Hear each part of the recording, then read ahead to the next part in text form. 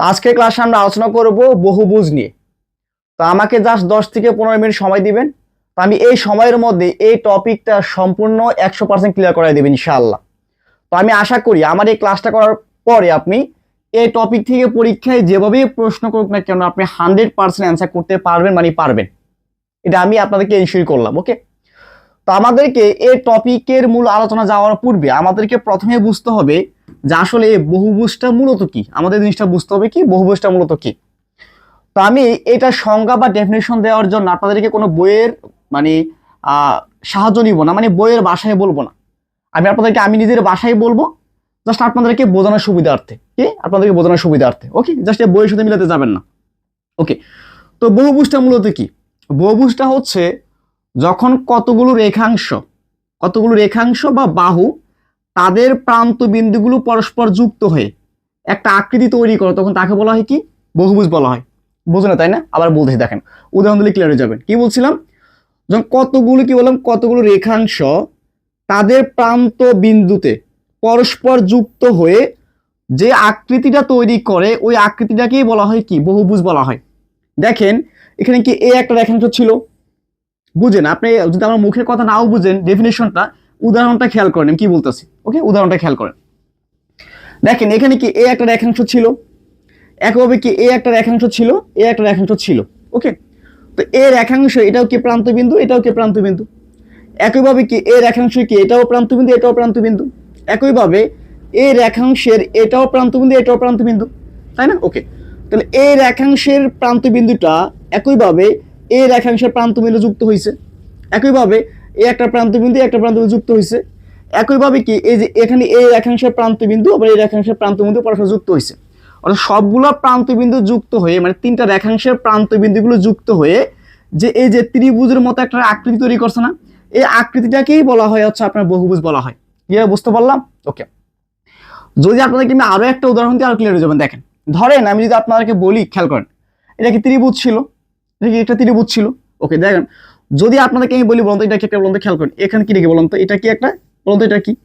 এটা চতুর্ভুজ, বর্গ বা যাই হোক, চারটা তো বাহু। ওকে, দেখেন কি এটা একটা চতুর্ভুজ, কারণ কি এখানে এ একটা বাহু আছে, এ একটা বাহু আছে, এ একটা বাহু আছে, এ একটা বাহু আছে, এ একটা বাহু আছে। তাহলে এ বাহুর প্রান্তবিন্দু কি এটা এটা, আবার কি এ বাহুর প্রান্তবিন্দু কি এটা এটা, মানে অর্থাৎ এ বাহুর বা রেখাংশের অথবা এ বাহু বা রেখাংশের বা এ বাহুর বা এ বাহুর প্রত্যেকটা প্রান্তবিন্দু পরস্পরের সাথে যুক্ত হয়ে এই যে একটা আকৃতি তৈরি করছে, সেটা কি চতুর্ভুজের মতো।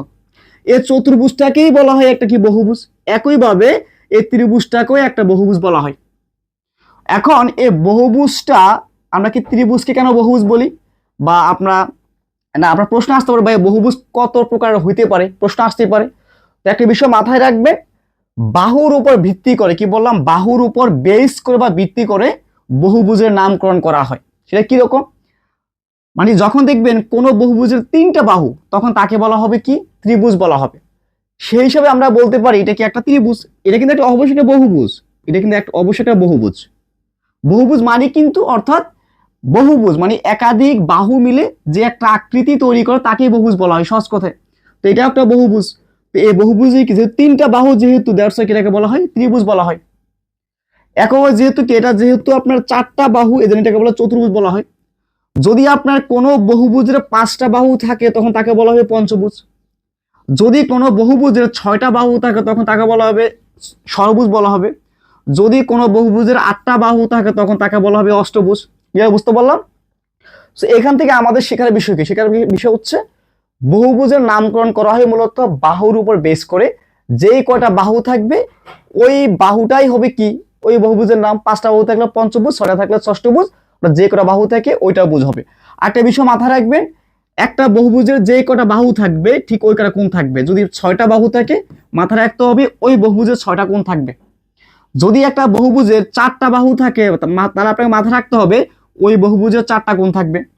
যদি একটা বহুভুজের পাঁচটা কোণ থাকে, তাহলে পাঁচটা বাহু থাকে, তাহলে আপনাকে বুঝতে হবে ওই বহুভুজের পাঁচটা কোণ থাকবে। দেখেন আপনি, এটা একটা ত্রিভুজ না, এটা তো একটা বহুভুজ অবশ্যই।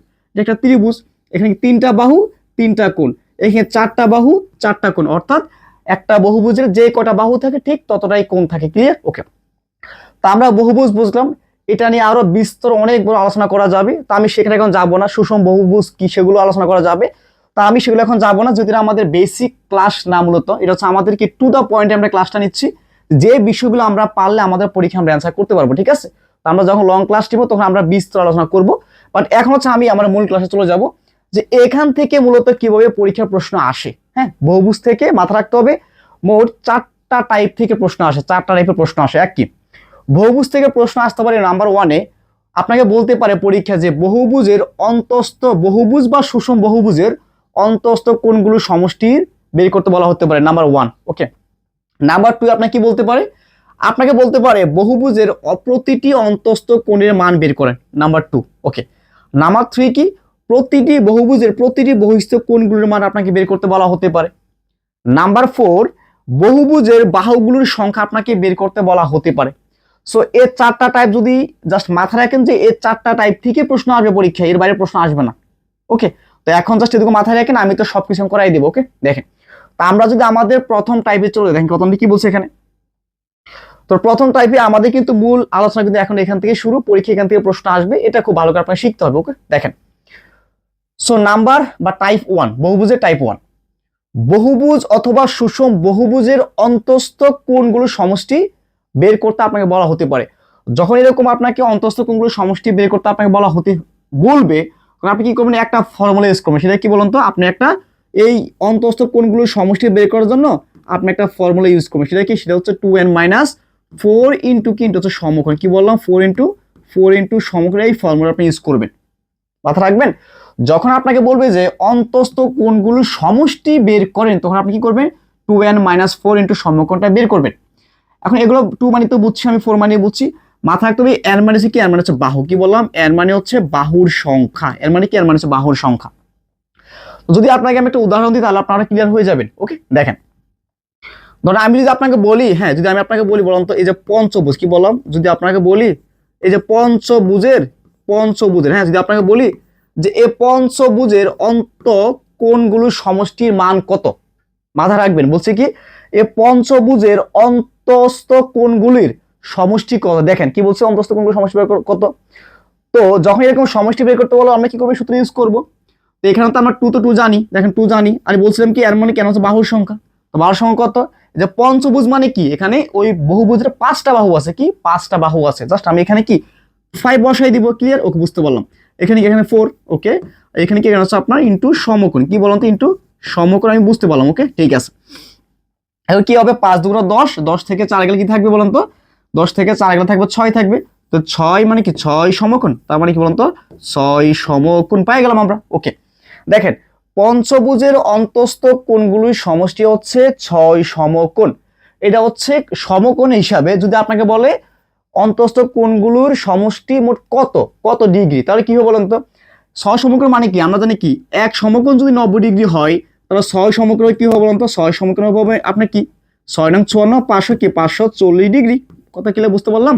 ওকে, আপনার পরীক্ষায় প্রশ্নে এই 6 সমকোণও থাকতে পারে, অথবা যদি এটা না থাকে আপনি এটা থাকে এটা দিবেন, আবার এটা না থাকে এটাও থাকতে পারে, যেটাই থাকে আপনি ওটা অ্যান্সার দিবেন। ওকে, তো এটা হচ্ছে আমি আপনাদের বুঝাইলাম, আমি একটা উদাহরণ দিলে আর ক্লিয়ার হয়ে যাবেন। ওকে, পরীক্ষা আসা যে প্রশ্নগুলো এসেছিল আমি ওগুলো উদাহরণ দেবো। দেখেন, এখানে বলছে কি একটি পঞ্চভুজের অভ্যন্তরীণ 5টি কোণের সমষ্টি কত, আমি মাত্র করাইছি না, অত করাইলাম না। দেখেন, পঞ্চভুজ মানে কি 5টা বাহু আছে, তো মানে কি 2n - 4 মানে কি ইন্টু ইন্টু হচ্ছে আপনার সমকোণ, ইন্টু মানে কি বলতে ইন্টু হচ্ছে আমার সমকোণ, বুঝে গেলাম।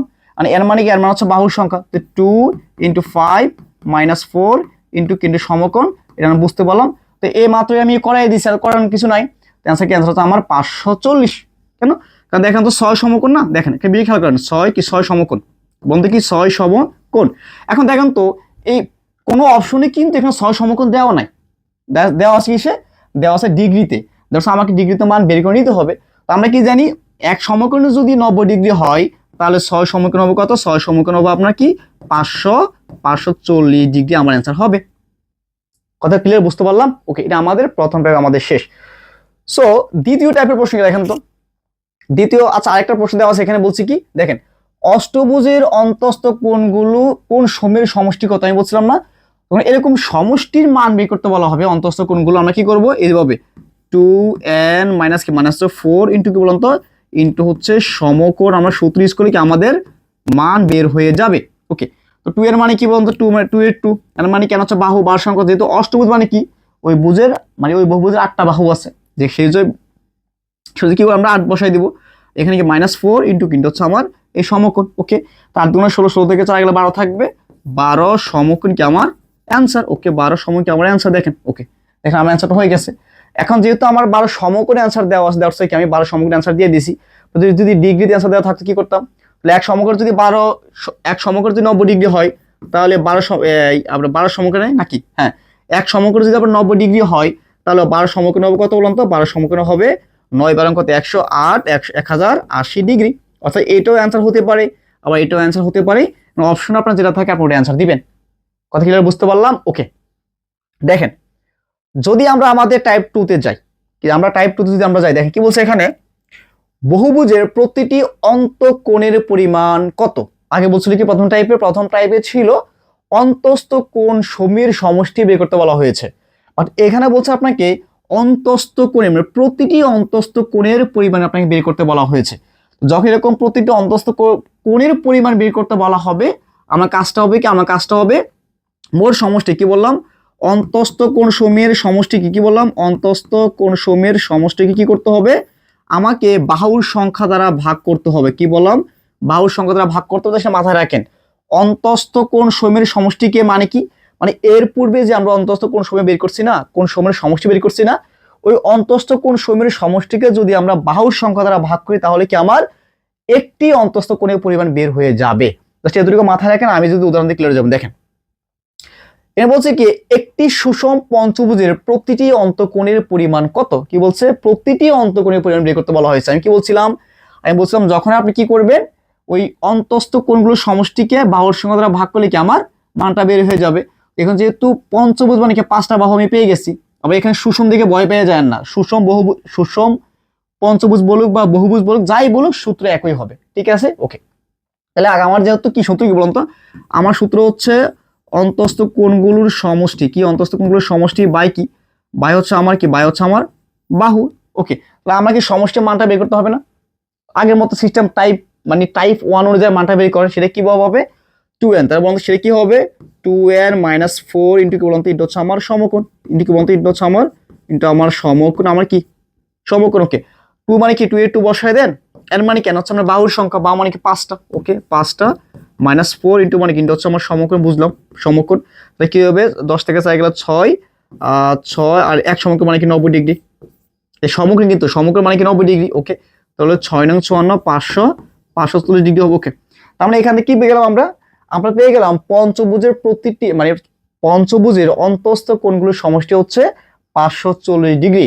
সেই হিসাবে আমি কি করবো বলতো, জাস্ট আমি সমষ্টির মানটাকে আমি জাস্ট বসাই দিব, সমষ্টির মানটা আমি বসাই দিলে কি হবে, আর বাহু সংখ্যা বলতো, বাহু যেহেতু 5, তার মানে কি 5টা বাহু এখানে আছে, তাই না, 5টা বাহু এখানে আছে।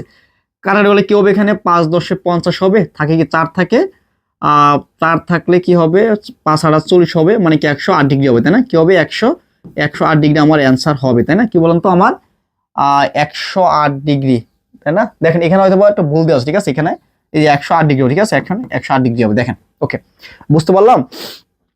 যখন আমাকে কি বলবে, যখন আমাকে প্রতিটি অন্তস্থ কোণের পরিমাণ বের করতে বলা হবে, আমার কাজটা হবে কি বলুন তো, আমার কাজটা হবে জাস্ট বাহুর সংখ্যা দ্বারা অন্তস্থ কোণগুলোর সমষ্টিকে আমার ভাগ করতে হবে, তাহলে আমার অ্যান্সারটা বের হয়ে যাবে। ওকে, ক্লিয়ার। ওকে, দেখেন এখন আমাদের টাইপ 1 গেল কি বলুন তো, আমাদের টাইপ 1 গেল প্রতিটি অন্তস্থ কোণ সমূহের সমষ্টি, টাইপ 2 গেল আমাদের প্রতিটি অন্তস্থ কোণের পরিমাণ, সমষ্টি আর পরিমাণ কিন্তু এক না। এখন আমার টাইপ 3 হচ্ছে বলুন তো, আমার টাইপ 3 হচ্ছে আপনাকে বলতে পারে পরীক্ষায় সুষম বহুভুজের প্রতিটি বহিস্থ, কি বললাম প্রতিটি বহিস্থ, আগেটা ছিল কি প্রতিটি অন্তস্থ, বাট আপনার যদি বলো প্রতিটি বহিস্থ কোণের মান বের করতে বলা হবে, তো বহিস্থ কোণের মান বের করতে বলা হলে আমার সূত্র হচ্ছে আমার কি করতে হবে, এই 360 কি বললাম 360 কে আমার কি করতে হবে, আমার বাহুর সংখ্যা দ্বারা আমাকে ভাগ করতে, কি বললাম বাহুর সংখ্যা দ্বারা আমি ভাগ করলে আমি প্রতিটি বহিস্থ কোণের মান আমি পেয়ে যাব। ক্লিয়ার, প্রতিটি বহিস্থ কোণের মান যখন বের করতে বলা হবে, আমরা 360 ডিগ্রিকে বাহুর সংখ্যা দ্বারা ভাগ করলে আমরা মানটা পেয়ে যাব। উদাহরণ দিলে আর ক্লিয়ার হয়ে যাবেন। দেখেন এখানে বলছে একটি সুষম পঞ্চভুজের, প্রত্যেকটা একই টাইপের দিচ্ছে তো, পঞ্চভুজ না দিয়ে ষষ্ঠভুজ দেওয়া দরকার ছিল, যাই সমস্যা নেই। একটি সুষম পঞ্চভুজের বহিস্থ কোণের পরিমাণ কত। দেখেন কি বলছে, বহিস্থ কোণের পরিমাণ কত, এই বলছিলাম না, যদি বহিস্থ কোণের পরিমাণ বের করতে বলা হয় আমার কাজটা কি হবে, আমার কাজটা হবে এই যে 360 ডিগ্রি কি বললাম, 360 ডিগ্রি কি করতে হবে, আমার বাহুর সংখ্যা দ্বারা ভাগ করতে হবে। তাহলে বাহু কয়টা, যে সুষম পঞ্চভুজ, পঞ্চভুজ মানে কি, ওই বহুভুজের 5টা বাহু আছে, তার মানে এখানে বাহু হচ্ছে আমার 5টা। ক্লিয়ার, বুঝতে পারলাম? ওকে, তাহলে কি হবে, এখানে 5 দিয়ে করলে 5 7 35 হবে, থাকে হচ্ছে আমার 1, তাহলে 5 2 10, তোমার 72 ডিগ্রি। তাহলে কি হবে বলুন তো, আমার 72 ডিগ্রি আমার অ্যান্সার হয়ে যাবে। ঠিক আছে, দেখেন এখানে 72 ডিগ্রি আমার অ্যান্সার হবে। ক্লিয়ার, বুঝতে পারলাম? এখানে সবগুলো ডিগ্রি হবে, অর্থাৎ ডিগ্রি দিতে হবে, তার খেয়াল ছিল না, যাই হোক সমস্যা নেই। তো আমাদের মোটামুটি 3টে টাইপ শেষ, আমাদের আছে এখন চতুর্থ টাইপ।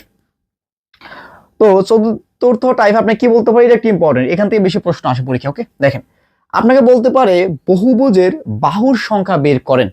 কি বলতে পারে, আপনাকে বলতে পারে চতুর্ভুজের বাহুর সংখ্যা বের করতে আপনাকে বলা হতে পারে। ওকে, তো বাহুর সংখ্যা বের করার জন্য আপনার কি করতে হবে, আপনার কি করতে হবে, তো বাহুর সংখ্যা বের করার জন্য আপনাকে করতে হবে বলুন তো, আপনাকে একটা কাজ করতে হবে। সেটা কি, আপনার কাজটা হচ্ছে এই যে 360 ডিগ্রি, কি বললাম 300, মাথা রাখবেন 360 ডিগ্রি কি করতে হবে, এই 360 ডিগ্রি কি আমাকে করতে হবে কি, এ বহিস্থ, কি বললাম বহিস্থ, হ্যাঁ বহিস্থ, কি বললাম বহিস্থ, বহিস্থ কোণ দ্বারা ভাগ করতে হবে। কি বললাম, বহিস্থ কোণ দ্বারা আমাকে ভাগ করলে আমার বহুভুজের বাহুর সংখ্যা বের হয়ে যাবে। কথা বুঝতে পারলাম? ক্লিয়ার, বললাম তো ক্লিয়ার? ক্লিয়ার। যদি আমাকে বহুভুজের বাহুর সংখ্যা বের করতে বলা হয়, আমি কি করব, 360 ডিগ্রিকে আমি বহিস্থ কোণ দ্বারা ভাগ করব। একটা মাইশে মাথা রাখবেন, যদি বহিস্থ কোণ না দেওয়া থাকে তখন কি করবেন, আচ্ছা সেটা আমি প্রশ্নে করতে গেলে বুঝিয়ে দেবো। ওকে, জাস্ট মাথা রাখবেন 360 ডিগ্রিকে বহিস্থ কোণ দ্বারা ভাগ করলে আমার বহুভুজের বাহুর সংখ্যা বের হয়ে যাবে। দেখেন বলছে এখানে সুষম বহুভুজের প্রতিটি বহিস্থ কোণের পরিমাণ দেওয়া আছে, কি পরিমাণ দেওয়া আছে, কি 45 ডিগ্রি দেওয়া আছে। বলছে এখন এর বাহুর সংখ্যা কত, আমি বলছিলাম না যদি বাহুর সংখ্যা বের করতে বলে আমার কাজ কি, আমার কাজ হচ্ছে 360 ডিগ্রি কি করতে হবে, 360 ডিগ্রিকে আমার করতে হবে কি, আমাকে ওই যে বহিস্থ কোণ দ্বারা ভাগ করলে আমাকে মানটা বের হয়ে যাবে। ক্লিয়ার? ওকে, কারেন্ট। তাহলে কি হবে এখানে, যদি আমরা এখানে 5 দিয়ে কাটি, তাহলে এখানে 5 7 35, 5 2 10, 72 ডিগ্রি, 5 9 35, 8 9 72, তার মানে কি 8টা। অর্থাৎ বুঝতে পারলাম বলুন তো, এখানে মোট বাহু হচ্ছে কি 8টা। অর্থাৎ এই যে এই বহুভুজটার, সুষম বহুভুজটার যদি বহিস্থ কোণ 45 ডিগ্রি হয়, তাহলে এই বহুভুজের বাহুর সংখ্যা কি 8টি। তো আরেকটা বিষয় মাথায় রাখতে হবে, সেটা কিরকম, এখানে তো প্রশ্নে বহিস্থ কোণের পরিমাণটা দেওয়া আছে। যদি আপনার প্রশ্নে এই বহিস্থ কোণের পরিমাণটা না দেওয়া থাকে, তখন আমরা কি করব, সেখানে কি করতে হবে, পরবর্তী প্রশ্নটা আমরা সেটা দেখবো। দেখেন এখানে বলছে একটি সুষম বহুভুজের অন্তঃকোণের পরিমাণ দেওয়া আছে 135/135 ডিগ্রি দেওয়া আছে। বলছে বহুভুজটির বাহুর সংখ্যা বের করতে বলা হয়েছে। আমরা কি জানি, বহুভুজের বাহুর সংখ্যা বের করতে হলে কি করতে হয়, এই 360 ডিগ্রি কি করতে হয় বলুন তো, 360 ডিগ্রি আমার কি করতে হবে, এই যে বাহুর সংখ্যা, এই আপনার বহিস্থ কি বলুন তো, বহিস্থ কোণ দ্বারা ভাগ করতে, কি বহিস্থ কোণ দ্বারা আমাকে ভাগ করতে হবে, নর্মাল সিস্টেম। কিন্তু এখন তো বহিস্থ কোণ দেওয়া নাই, বহিস্থ কোণ দেওয়া আছে না।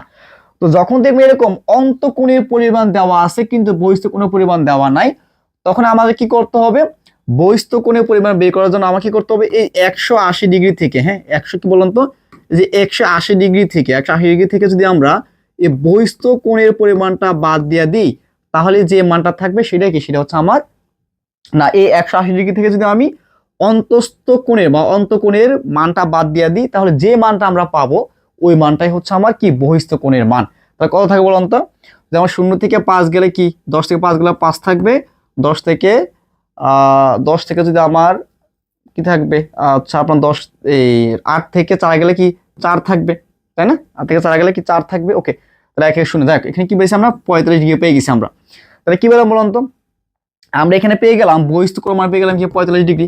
তাহলে কি হবে, এখানে 360 ডিগ্রি, আর এখানে কি হবে, এখানে হচ্ছে আমার 45 ডিগ্রি আমার অ্যান্সার হয়ে যাবে। ওকে, কাটারি কারণ এখানে ওই আগেটার মতোই তো অঙ্ক, তাই না, আগেটার মতোই অঙ্ক। যাই এখানে কি হবে তাহলে, যদি আমাদের এখানে আমরা 5 দিয়ে কাটি, তাহলে কি 5 72 এত, 5 9 45, 8 9 কি 8 9 72, তাহলে কি আমার অ্যান্সার কি 8টাই হবে, তাই না, অ্যান্সার কি আমার 8টাই হবে। সো অনেকের একটা বিষয়, যেটা আমার কি আমার অ্যান্সার শেষ, অনেকের একটা মাথায় প্রশ্ন আসতে পারে, ভাই এখানে আপনি এই যে 180 কোথায় পেলেন, প্রশ্ন অনেকে আসতে পারে।